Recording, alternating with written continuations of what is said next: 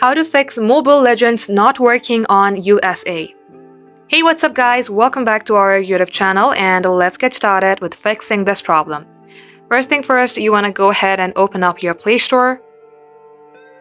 At the top search bar, type in VPN. You can go ahead and install any type of VPN, but I would recommend Turbo VPN if you want a safe browse. Once done, install it and open it.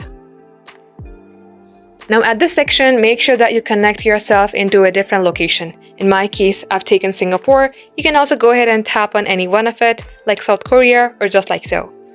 Once you do so, again head over to your Play Store. Likewise, again search for Mobile Legends.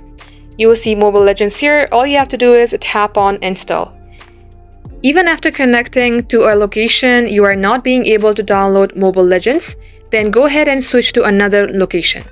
And just like so guys, that is how you can do it. Thank you all for watching. If it had helped you in any ways, don't forget to like, share and subscribe.